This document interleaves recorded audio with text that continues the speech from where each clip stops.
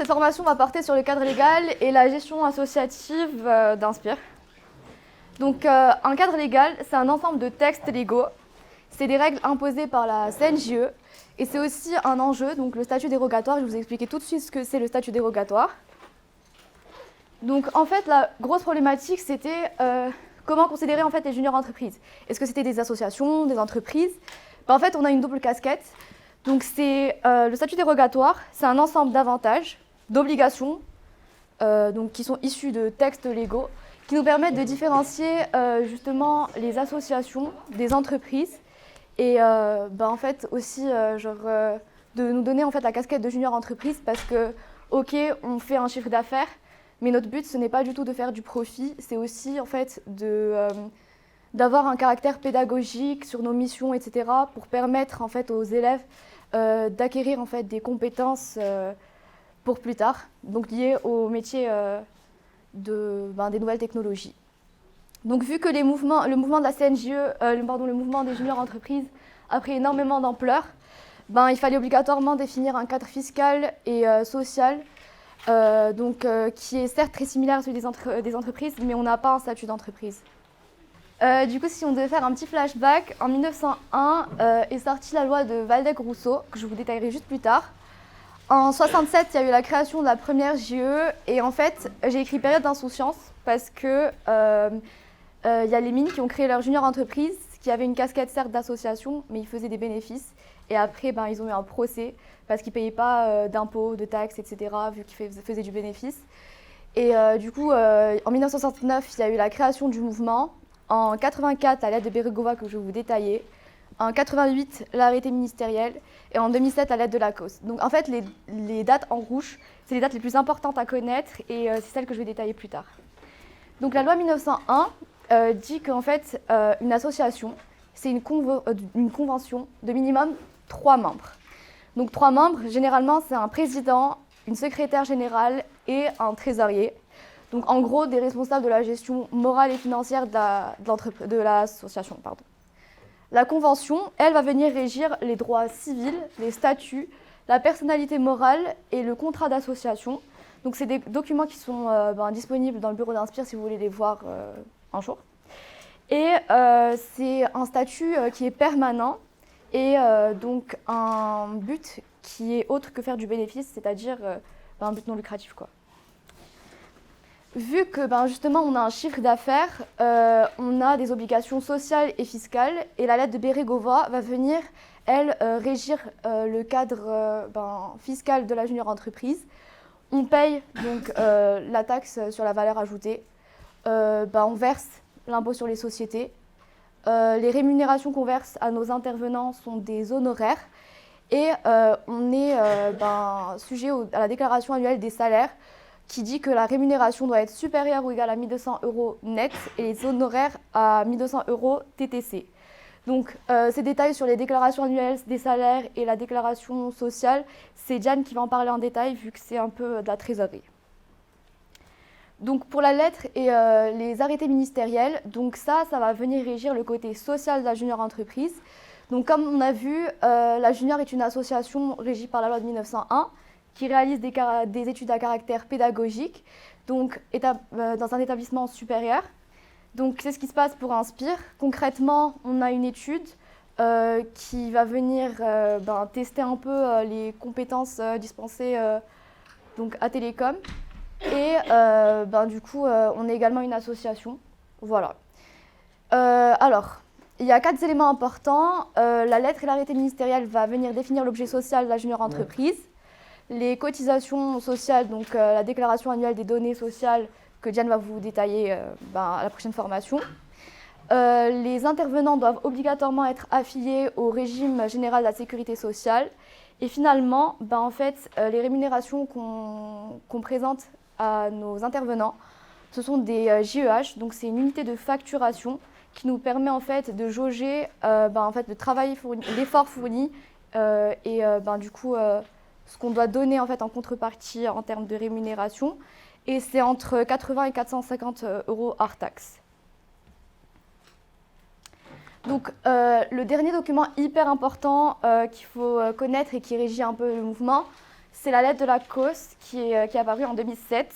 Et donc, elle vient nous autoriser à avoir des phases sans plus-value. En gros, sur une étude, on a un cahier des charges et c'est à l'intervenant et au chargé d'affaires d'établir en fait le travail en différentes phases. Donc, en gros, par exemple, on a la réalisation d'un site web, il faudra faire le maquettage, etc. Donc, par exemple, la phase 1 sera faire le maquettage. Et on peut intégrer en fait lors de l'étude des phases sans plus-value, c'est-à-dire des phases qui n'ont aucun intérêt pédagogique pour l'intervenant, mais qui sont indispensables à la réalisation de l'étude. Et ce qui est important, c'est que la phase sans plus-value ne doit jamais se situer à la fin de l'étude. Du coup, sinon, ça n'a aucun intérêt et en fait, elle n'est pas vraiment indispensable à la réalisation de l'étude. Autre remarque importante, c'est qu'en tant que junior entreprise, un des avantages d'ailleurs, c'est qu'on n'a pas cette obligation de résultat. Par exemple, sur une étude, on est bloqué. Certes, on va donner le maximum de nous-mêmes et on va fournir un livrable tangible et de qualité, mais on n'est pas soumis à une pénalité, par exemple, si on n'a pas de résultat. Mais on doit montrer qu'on a tout fait pour réaliser l'étude dans les meilleures conditions possibles et pour pouvoir donner un livrable tangible et de qualité.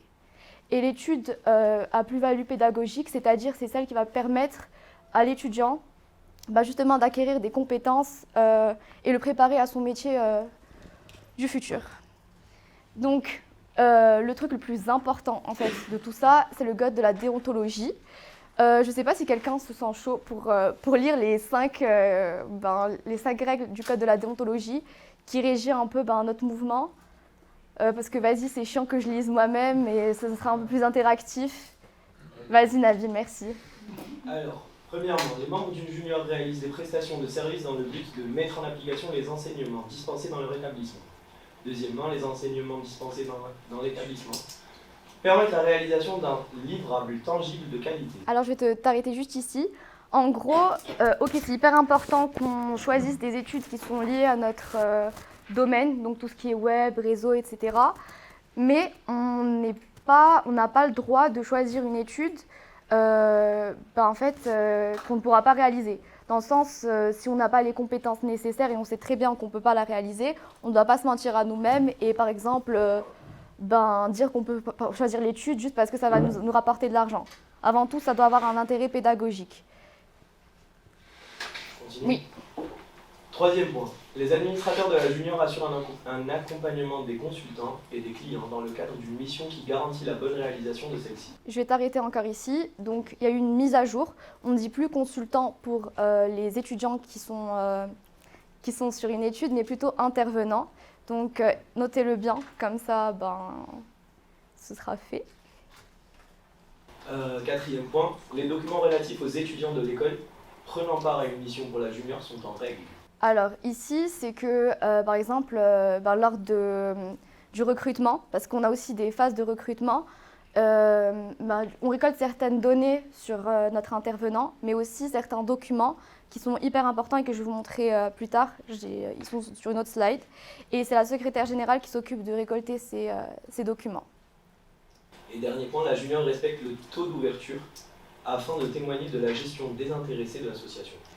Et justement, il faut intégrer au maximum les étudiants de télécom pour montrer justement qu'on n'est pas une entreprise, mais plus une association. Et on est là, en fait, plus d'un côté bienveillant pour intégrer au maximum les étudiants sur les études et leur donner des opportunités professionnelles. Juste pour le 5e point, le taux d'ouverture, du coup, c'est un quota qui est de 70%.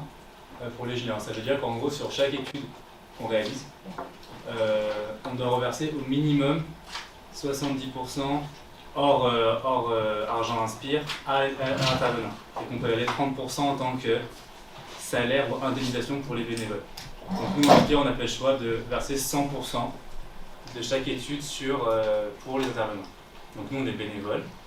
Il y a des juniors qui ne sont pas bénévoles à 100%. Mais du coup, c'est un choix qu'on a fait et qui date de la création d'Inspire. Du coup, voilà. Donc, bien retenir, le taux d'ouverture pour une junior entreprise est de 70% et du coup, le taux de fermeture, c'est 1 moins le taux d'ouverture, du coup, 30%. Donc ça, il faut bien retenir, ça sera Ça sera une question qu'on pourra vous poser et qui est importante à la réponse. Merci Mathias. Aussi, élément important, c'est tout ce qui est communication et publicité par rapport à la junior entreprise. Il faut être transparent, donc il ne faut pas oublier qu'on n'est pas là pour faire du bénéfice. Donc, il faut faire attention à comment on se vend en fait, auprès du client. Il faut être non agressif, donc il ne faut pas dire qu'on est des consultants, qu'on est là comme des professionnels, mais qu'on va juste fournir une étude moins chère qu'un professionnel. On ne donne pas de prix générique. Il faut vraiment étudier chaque étude et donner, établir en fait le tarif qu'on va demander au client. Et chaque étude est sur mesure. Et donc voilà, comme je vous disais, on ne peut pas dire qu'on est un cabinet de conseil, qu'on est X fois moins cher sur le marché pour montrer qu'on est compétitif ou quoi que ce soit. Et il ne faut surtout pas travailler avec un apporteur d'affaires non plus. Donc c'est au chargé d'affaires en fait, de faire de la prospection, active ou passive d'ailleurs, et de trouver les clients. Donc ce qui rejoint en fait le prochain point, donc la règle des 4 P. On n'a pas le droit d'établir des prix publics génériques. On n'a pas le droit d'établir des produits génériques, tout étudié sur mesure. On n'a pas le droit d'effectuer des publicités génériques. Et on n'a pas le droit de cibler un public générique non plus. Donc, comme je vous disais tout à l'heure, le but d'une junior entreprise, c'est de mettre en avant et de aussi permettre à l'étudiant d'acquérir certaines compétences liées au domaine étudié à Télécom Saint-Étienne. Donc là, je vous ai rappelé un peu les domaines qu'on étudie. J'ai mis de la traduction parce qu'on fait aussi de la LV2, mais on n'a jamais fait d'études par rapport à ça. Et donc tout ce qui est expertise comptable, architecture, tout ce qui est juridique, on n'a pas le droit de toucher ou d'autres domaines. Oui ? On aurait bien que avec des entreprises françaises ou aussi d'autres. Alors, on a le droit de faire des études avec d'autres entreprises. Situées un peu partout, il faut juste voir un peu les règles et les lois en fait, qui régissent. Par exemple, pour l'Angleterre, on a des... vu que ce n'est pas l'Union européenne. Oui. Donc, en ce qui concerne la gestion associative, admet quelques documents importants qu'il faut connaître. Les statuts et le règlement intérieur, donc c'est des documents qui vont à deux et qui permettent de donner certaines informations sur la gestion interne de la junior entreprise.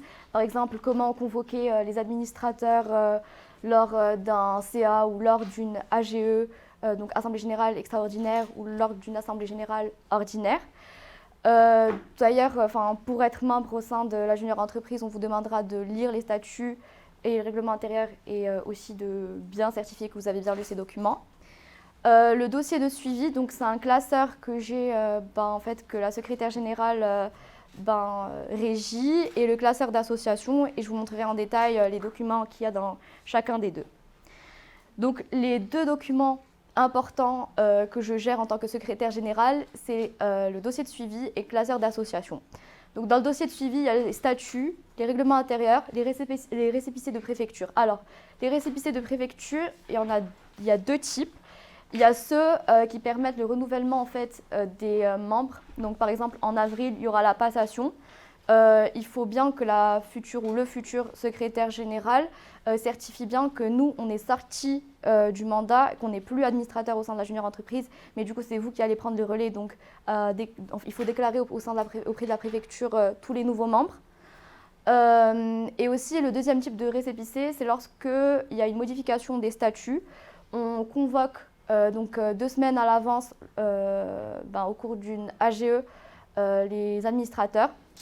On leur fait part des modifications au sein des statuts, il y a un vote, et du coup, à l'issue de ce vote, il y a un procès verbal qui est rédigé. En gros, c'est un compte rendu qui retrace à peu près ce qui s'est passé lors de cette assemblée générale. Et il y a aussi les statuts modifiés. Donc tout ça, il faut le déclarer sur le site de la préfecture. Il y a aussi un autre récépissé qui est généré à l'issue de cette modification. Et la parution au journal officiel, elle se fait une fois dans la vie d'une junior, et c'est ce qu'on a aussi dans le bureau d'Inspire. Si vous voulez le voir, il est dans le bureau. Pour le classeur d'association, il faut qu'il y ait les comptes rendus des conseils d'administration. Les conseils d'administration dans la gestion d'Inspire, c'est une fois par mois. Et ils sont très spécifiques, il y a un ordre particulier, un squelette qu'on suit tout le temps. Donc il y a un point études, donc tous les chargés d'affaires et le responsable commercial qui expliquent à peu près ce qu'ils ont fait pendant ce mois. Il y a le point trésorerie pour voir à peu près la santé financière de la junior à cet instant. Et il y a aussi un point qualité, et généralement il y a Mathias qui fait de temps en temps des interventions s'il y a des modifications au sein des AGP. Donc les AGP, c'est les assemblées générales des présidents qui tiennent au courant en fait, les présidents des nouvelles mises à jour mises en place par la CNJE. Il y a aussi les procès-verbaux d'assemblée générale, donc c'est ce que je vous disais. De manière générale, c'est des comptes rendus pour les CA, et pour tout ce qui est assemblée générale et extraordinaire, et pour la passation aussi, ce sera des procès-verbaux, donc c'est un compte rendu qu'on appelle procès-verbal, c'est tout. Il y a aussi les licences et d'autres documents, mais ça c'est le plus important. Après, il y a une sorte d'archivage des documents, comme dans n'importe quelle association. Et donc, en fait, cette roue de l'archivage va vous donner un peu la durée de vie des documents et combien de temps, en fait, on a le droit de les garder. Vous n'êtes pas obligé de la connaître par cœur, mais c'est bien de l'avoir en tête, de savoir qu'elle existe. Et elle est collée d'ailleurs dans le bureau d'Inspire. C'est très utile pour savoir... quand vous voulez faire du tri ou quoi que ce soit, de savoir ce qu'on peut garder, ce qu'on ne peut pas garder. Mais le plus important, c'est que les statuts et les règlements intérieurs, les extraits du journal officiel, les récépissés de préfecture, les procès-verbaux, tout ce qui est facture, etc., il faut le garder à vie. Donc, comment se déroule une réunion officielle, donc un CA, pas une réunion d'équipe. On a une feuille de présence. Généralement, on faisait nos réunions via Gmeet, mais là, je pense qu'on va revenir un peu en présentiel. Mais du coup, en gros, on checkait qui était présent, qui n'était pas présent.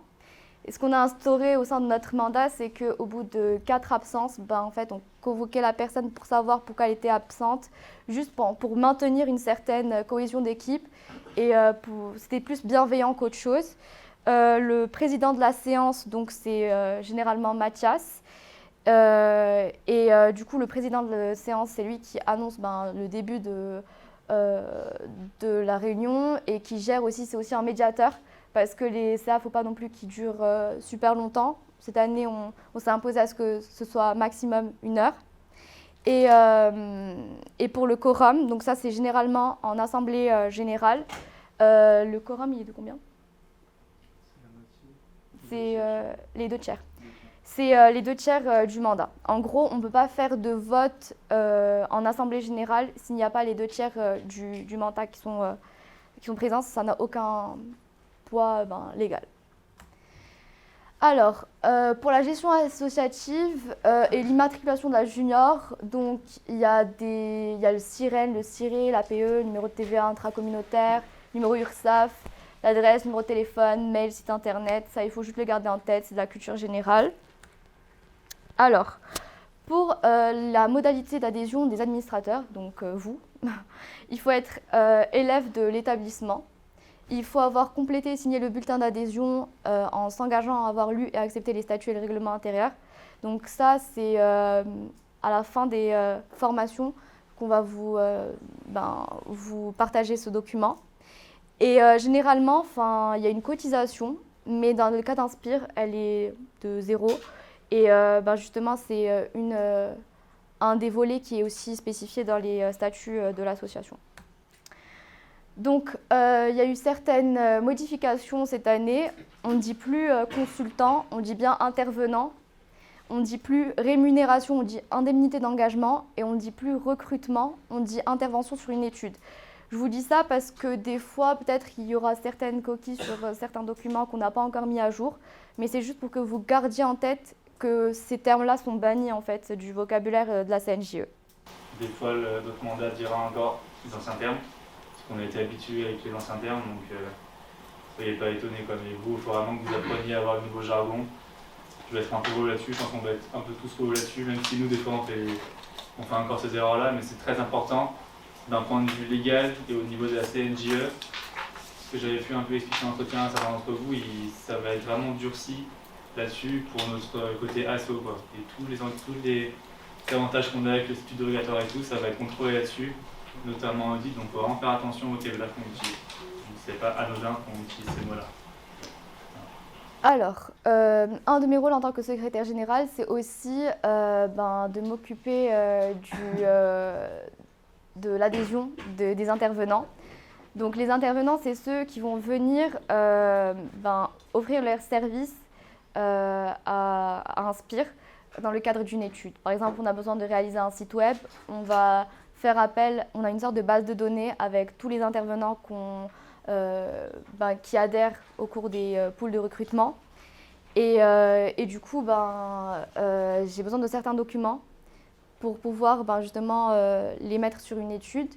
Et justement, ils doivent me donner une carte d'identité, un bulletin d'adhésion, une carte étudiante et une carte vitale. Avant, il y avait la souscription à la SVEC, mais depuis la dernière AGP, c'est plus obligatoire. Et il y a aussi une petite contrainte sur les étudiants étrangers, surtout les étudiants algériens. Il faut juste vérifier, il faut que...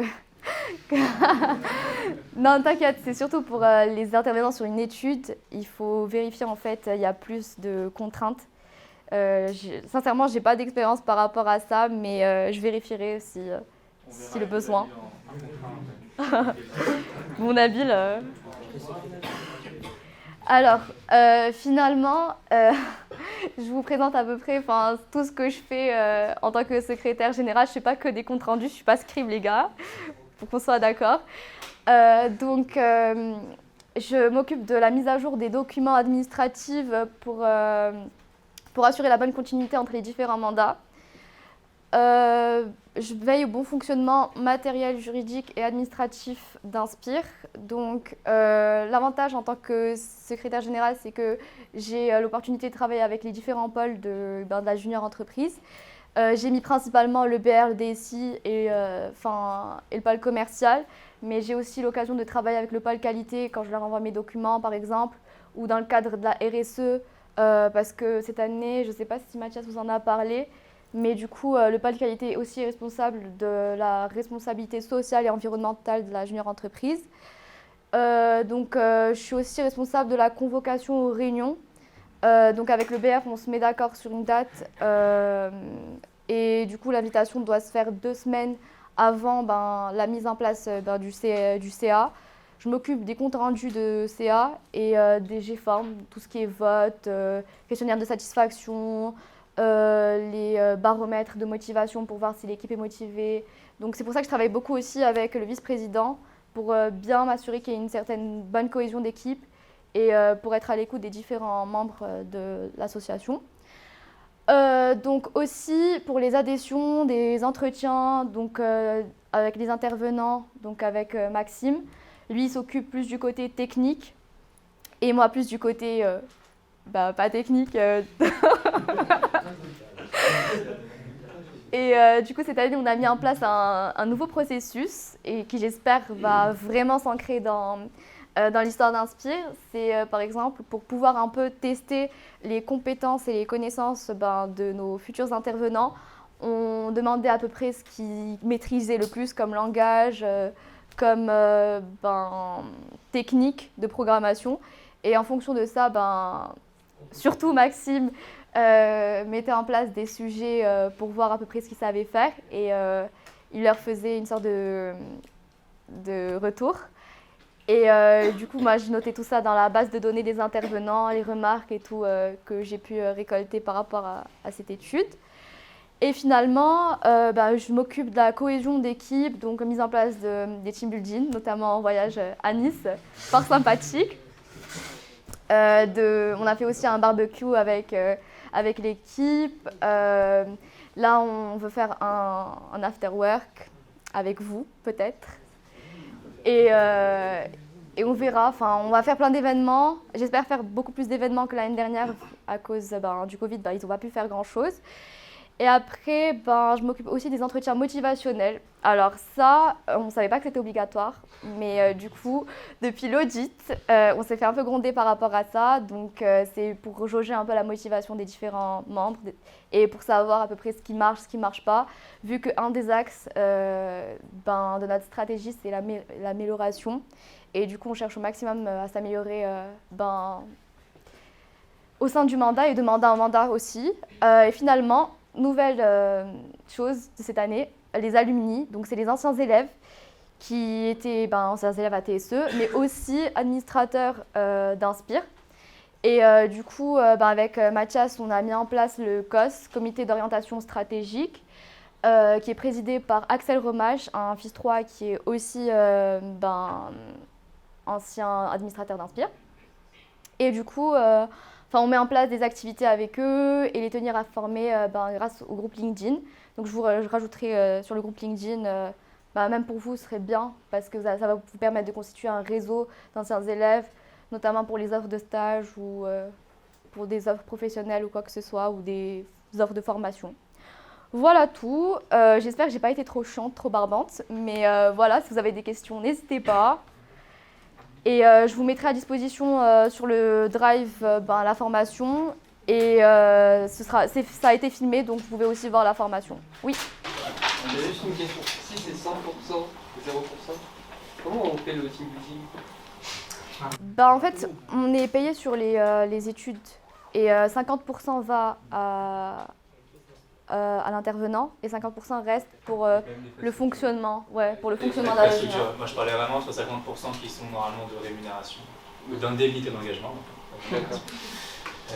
Inspire prend 0. Enfin, oui. Les membres d'Inspire prennent 0. En gros, ce que tu dois voir, c'est que de la pomme entière, on coupe la pomme en deux. La moitié part à la junior entreprise, l'autre moitié, on a le choix de la diviser encore en deux pour prendre une partie nous et une partie l'intervenant. Nous, on donne notre moitié carrément à l'intervenant. Donc 50% par la JE et 50% à l'intervenant. En gros, frais de structure égale par ceux qui suivent. Yes. C'est-à-dire que le taux d'ouverture dont vous parliez tout à l'heure, c'était 70%, mais dès 50%. C'est ça. C'est ça. Tu vois une pomme que tu coupes en deux et puis c'est tout. C'est ça. Ça, c'est un peu subsidiaire, mais pourquoi les mots ont été bannis? Alors, justement, c'est il y a une sorte de comment on appelle ça? J'ai pas le mot. Pas de dualité, mais en gros, justement, on a une dualité, c'est ça, entre association et entreprise. Et on cherche au maximum à démocratiser le côté associatif des juniors entreprises, de montrer vraiment qu'on est là justement pour avoir un caractère pédagogique, qu'on est là pour en fait donner des opportunités professionnelles en quelque sorte et de permettre aux intervenants de gagner en compétences, plus que pour faire du bénéfice. Ça, c'est en surface. En profondeur, si on passe entreprise, on a la sauce. Parce qu'on n'a plus l'URSSAF qui n'est pas là, on n'a plus rien. En fait. Et si on passe entreprise, on a l'IS qui augmente, on aura des congés payés à prendre en compte. Là, il n'y a pas de congés payés parce qu'on est une asso. Donc théoriquement, on n'a pas de congés payés. C'est pour ça qu'il y a tout ce processus qui est mis en place et qui est remonté jusqu'au ministère. Il y a la présidente du mouvement. Elle est allée voir la ministre de la Jeunesse pour en parler, pour négocier avec eux. Donc c'est un vrai truc, c'est un vrai débat. Et nous, on a un statut d'organisateur qui est quand même particulier, qui est spécifique. Et on a un label aussi. On a un label de junior entreprise. Le BDO n'a pas de label Fight. Non mais c'est pour dire, mais c'est vrai, c'est un nom. Nous, Inspire, c'est un nom, mais on a un label de junior entreprise qui est vérifié tous les ans. Mais justement, la frontière est très fine et justement, il faut faire très attention. C'est pour ça qu'il y a des AGP, pour justement faire des mises à jour, etc. et essayer au maximum d'affiner les textes et les lois qui régissent le mouvement. Yes. Tu as dit pour les invitations, tout ça, des CR, de CA. Compte rendu de conseil d'administration. CA de CA, compte rendu de conseil d'administration et PV d'AG, procès-verbaux d'assemblée générale. Il va falloir commencer. Yes. Sur les CR, justement, si jamais tu es absente, je fais en sorte de jamais être absente. Mais ce que je fais, c'est que, j'avoue, je ne suis pas très forte à écouter et taper en même temps. Donc ce que je fais, c'est que j'enregistre les réunions des fois. Et après, je refais tout tranquillement chez moi. Parce que, en fait, la contrainte, c'est que il faut être le plus explicite possible de ce qui se passe et le plus fidèle possible. Donc voilà. Donc ce que tu peux demander, si tu es secrétaire général, c'est qu'on te filme la vidéo, qu'on te filme la formation et tu refais ton compte rendu plus tard. Mais si vous voulez, je pense que j'ai un modèle de compte rendu que je peux vous montrer. Je ne sais pas s'il y a d'autres questions. C'est possible d'être intervenant et membre à la Ouais, t'en as un qui est juste au fond là. Maxime. Super, quoi intervenant et membre d'Inspire. Ouais. Il y a une Tu question peux, mais après il faut avoir du temps. Quoi. Ça prend du temps. Bon, après, lui, c'est ici, donc il faut rien. Arrête, après, ils vont le croire. Non, mais en vrai, ça prend du temps. Après, tu arrives à bien jongler. Ouais. Après, lui, il est freelance, étudiant, Inspire et. Il trouve ses propres missions. Non, c'est ça la différence, c'est que c'est Inspire qui trouve les missions pour intervenant. Ça, c'est le rôle du pôle affaires. Hein. C'est vraiment le gros rôle du pôle affaires. C'est pas l'intervenant qui va faire ça, sinon il est en freelance. Hein. Il faut faire vraiment attention à ça. Et c'est très important que ce soit le Inspire qui fasse ça, qui passe le relais. Sinon, on est dans l'illégalité. Pure et dure. Ouais, la vie. Les intervenants, ils sont exclusivement TSE. Ouais. Ah oui, ça c'est important. Et ils doivent aussi avoir un statut d'étudiant. Par exemple, si c'est un FIS 3 et qu'après il est en stage de fin d'études, bah en fait, dès qu'il est en stage de fin d'études, il n'a plus le droit d'être sur l'étude. FISA, ils ne peuvent pas être intervenants. Les FISA, ça dépend de leur contrat. Ouais, ça dépend. En fait, il faut que dans leur contrat d'alternance, ils aient une clause comme quoi. Il n'y a pas de Je sais plus conflit. le nom, qui est plus non exclusivité pour entreprise, un truc comme ça, je crois. C'est un peu galère pour les FISA, il y en a, mais c'est un peu chaud. Bah, du coup, j'ai demandé à Adrien. En principe, il n'y a pas de clause qui l'empêche. Du coup, voilà, c'est un exemple de CA. Donc, il y a un template, vous inquiétez pas, c'est pas moi qui choisis mes templates. Du coup, il y a la date, il y a une table des matières. Donc, comme je vous le disais, il y a des trucs importants comme point études, point trésor, indicateur. Et là, pour le coup, il y avait Mathias qui voulait présenter le SMQ, donc système de management par la qualité, c'est ça. Et du calendrier, parce que justement, en fait, dans notre stratégie, vu qu'il y a une certaine amélioration à faire au sein de notre mandat, et suite à l'audit, ben, du coup, on traque ce qui doit être fait donc à travers des deadlines. Et à la fin, j'ai mis des questions, parce que généralement, il y a des personnes qui posent des questions. Et du coup, là, je mets la liste des personnes présentes et le nombre de personnes présentes. Et je mets aussi les votes qu'il y a eu, les supports de présentation qui ont été présentés. Vraiment, c'est très exhaustif comme document. Et limite, on a l'impression, faut vraiment avoir l'impression qu'on était en fait sur place. Et voilà. Du coup, je mets même les noms des personnes présentes, les détails des études.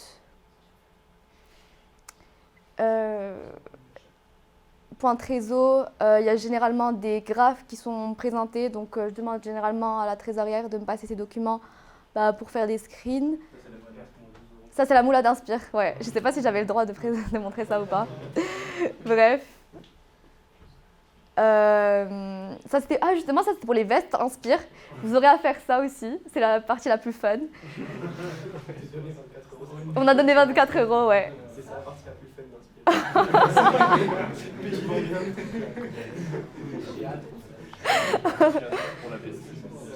De quoi? Exactement. Et pour le voyage à Nice aussi. Et c'est bon, après on a parlé, je sais plus de quoi on a parlé. Ah, on était 38, je pense, ici. Là, au dernier CA, on était 38 parce qu'on était en double bureau. Et ça va rester comme ça, en fait, d'octobre maintenant jusqu'en avril. Et après, ce sera à vous de faire vos CA entre vous. Après, on a les indicateurs par rapport au développement commercial, par rapport à la communication. Un volet qui a été fortement développé par Agathe et Louis, parce franchement, on venait de très loin en termes de communication. Et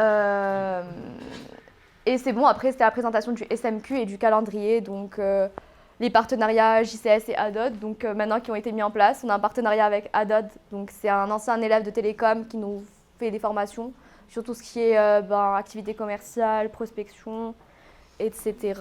Et la JCS, donc c'est la Junior Initiative de Sciences Po. En vrai, non, ça va, il y a des trucs fun qu'on fait. Et ce week-end, on va assister au congrès régional d'automne, donc qui sera à l'INSA. Et du coup, il y aura toutes les juniors entreprises de la région. Il y aura même d'autres juniors entreprises d'autres régions. Auvergne-Rhône-Alpes, voilà. Et après, il y aura une petite soirée sympathique. Donc voilà, vous inquiétez pas, il y a des trucs fun. Il n'y a pas que des comptes rendus à faire. Et après, c'est bon. il y a la signature du président et de la secrétaire générale. Et voilà, les signatures, on les fait numériquement, électroniquement, parce qu'on n'a pas le droit de signer, par exemple, On a le droit de scanner les signatures. c'est ça. Juste explique le déroulé, sur comment ça va se passer la semaine prochaine. Oui, donc la semaine prochaine, de base, oh, je ne peux parler. Bon, je suis désolée. Je devais vous faire un caout, mais vu que vous avez... Un caout, c'est un quiz en ligne sur votre smartphone, vous avez des questions. Ouais, pour voir à peu près ce que vous avez retenu de cette formation. Mais vu que vous avez cours à 14h, je vais vous lâcher un peu plus tôt. Et par contre, la semaine prochaine, vous aurez une évaluation sur tout ce que vous avez fait. Donc là, pas trop de panique, si vous n'avez pas pris tout en note, il y a beaucoup de trucs, on vous a bourré la tête, ça fait exprès. Il y a Louis qui a fait une jolie vidéo qui va être sur le Drive, donc vous allez avoir un accès au Drive, on va s'en occuper. Rania va aussi vous mettre le PowerPoint sur le Drive, vous puissiez réviser. Donc révisez quand même bien tout, je sais que c'est beaucoup, mais c'est les bases en fait, c'est vraiment les bases, si on les a pas c'est chaud. Et par rapport à ça, est-ce que tout le monde a son compte Inspire Gmail? C'est le moment en jamais parce qu'après Maxime il ne saura plus. Non, moi j'ai pas.